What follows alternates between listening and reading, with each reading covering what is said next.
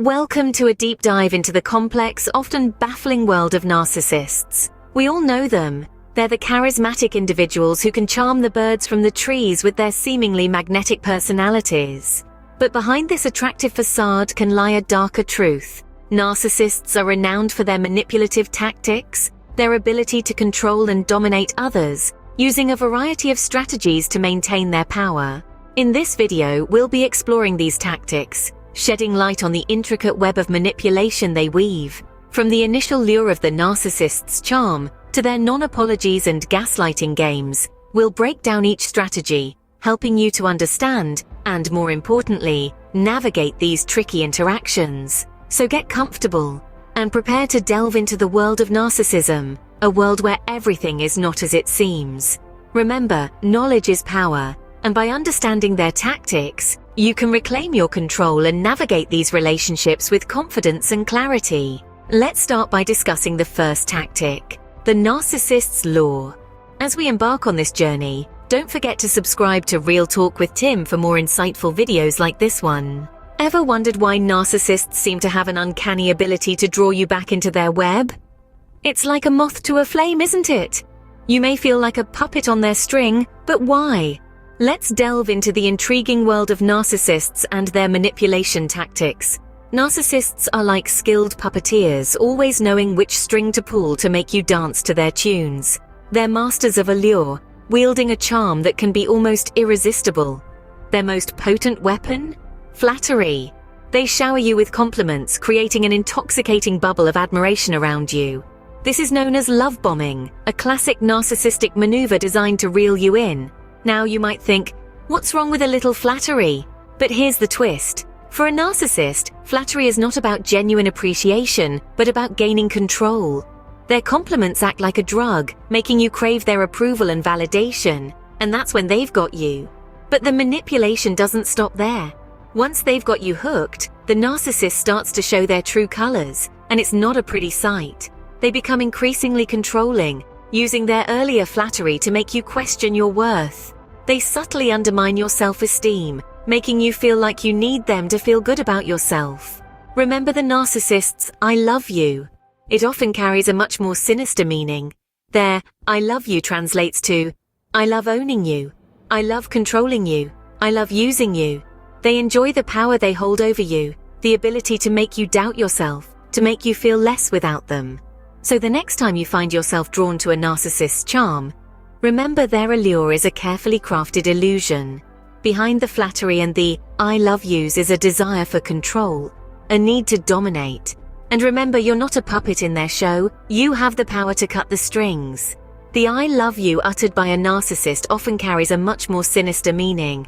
So be wary, be vigilant, and most importantly, be aware of the narcissist's lure. Ever heard a narcissist say, "I am sorry you feel that way"? This is a classic example of a non-apology, a deflection tactic narcissists use to avoid taking responsibility for their actions. Let's dissect this phrase. When a narcissist says, "I am sorry you feel that way," they are not expressing genuine remorse for their actions. Rather, they are expressing regret that you have feelings they find inconvenient. This phrase is a subtle way of shifting the blame onto you. It implies that the problem is not their behavior but your reaction to it. It's as if they're saying, "I am not sorry for what I did. I am sorry that you're upset about it." The underlying message? Your feelings, your hurt, your pain, it's all your fault, not theirs. The narcissist is essentially absolving themselves of any wrongdoing, maintaining their innocence while you're left feeling guilty for having legitimate emotions. A narcissist's apology is rarely about acknowledging their wrongdoing. Have you been accused of being oversensitive or overreacting by a narcissist? This is a classic move in the narcissist's playbook, known as gaslighting. It's a form of psychological manipulation designed to make you doubt your own reality and feelings. It's like playing a mind game where the rules keep changing. When a narcissist accuses you of being oversensitive, what they're really saying is, "You're having a perfectly normal reaction to my rather bizarre and unreasonable behavior. But I don't want to deal with the consequences of my actions, so I'm going to make this about you." They're trying to shift the blame, to make you the problem rather than their behavior. Gaslighting is a key tool for narcissists to maintain control. It keeps you second-guessing yourself, questioning your own feelings and memories. But remember, your reactions are valid and often a normal response to a narcissist's manipulative tactics. Ever been called crazy by a narcissist? Now this is a classic move in the narcissist's playbook. It's a method of projection, a psychological tactic where they dump their own negative traits onto you. So, when a narcissist calls you crazy, it's not because they genuinely believe you've lost your marbles. Quite the opposite, in fact. You see, the narcissist thrives on control and manipulation. They need to feel superior, and they'll do anything to maintain that position. So when you start to question their behavior, challenge their actions, or worse, threaten to leave, they resort to the crazy label. By calling you crazy, they're trying to discredit you. They want to undermine your confidence, make you question your sanity, and ultimately control how others perceive you. It's a crafty move, really. If you're seen as the crazy one, then the focus shifts from their damaging behavior to your supposed instability. It's a diversion, a smokescreen. But let's be clear, it's not about you, it's about them. It's about their need to control, their fear of being seen for who they truly are, their desperation to avoid accountability. When a narcissist labels you as crazy, it's often a reflection of their own insecurities and issues. They're essentially shouting, "Look over there, don't look at me." So, the next time a narcissist calls you crazy, remember this. It's not a reflection of your mental state. It's a red flag, a glaring sign that you're dealing with a narcissist. It's a signal that you're onto them, that you're seeing through their facade. And that's a good thing.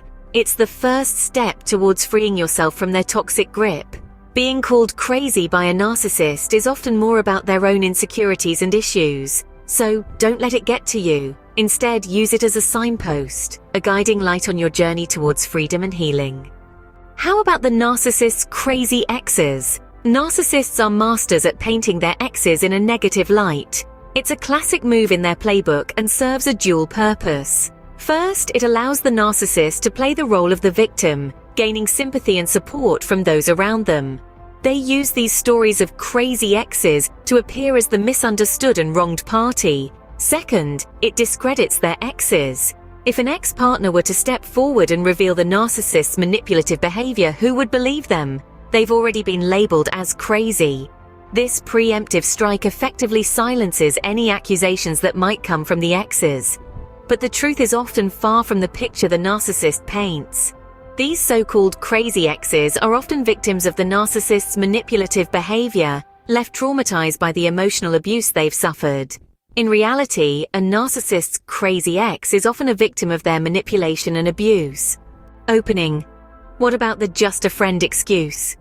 Ever heard a narcissist say, "She's just a friend," or "He's just a friend"?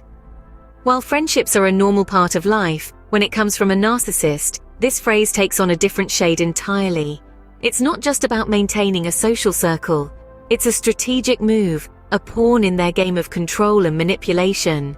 The narcissist uses this friend as a backup, a safety net for when they get bored, or when they feel the need to provoke jealousy in you. This friend could be anyone, a coworker, an ex, a new acquaintance. They could be used to replace you if you decide to leave, or even serve as a side piece to keep things interesting. If you dare to question their relationship, the narcissist will flip the script, painting you as the controlling, paranoid one.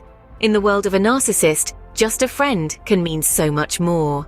Ending. In the world of a narcissist, just a friend can mean so much more. Have you ever been accused of being jealous and insecure? When a narcissist utters these words, it's not a mere observation, but a calculated move in their game of manipulation. The truth is, narcissists enjoy orchestrating love triangles and creating emotional chaos.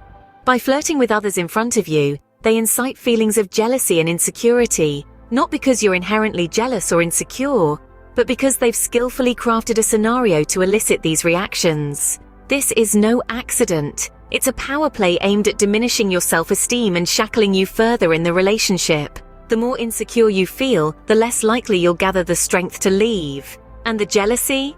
It's a narcissist's tool to make themselves feel desirable and powerful. Remember, in their mind, they're entitled to everyone's attention. In a narcissist's world, your valid suspicions are often twisted into jealousy and insecurity.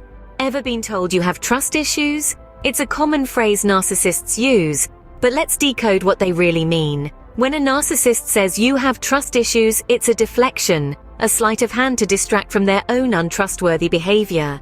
They're saying, "I have repeatedly betrayed your trust and you've caught on. Your instincts are correct, but I'll never admit to my wrongdoings." This is their attempt to shift the blame, to make you question your own judgment rather than their actions. It's a manipulation tactic, designed to make you feel guilty for not trusting them, despite their consistent pattern of deception. Narcissists thrive on confusion, and they want to keep you in a fog of doubt. So remember, when a narcissist blames you for having trust issues, it's often because they've given you reasons not to trust them.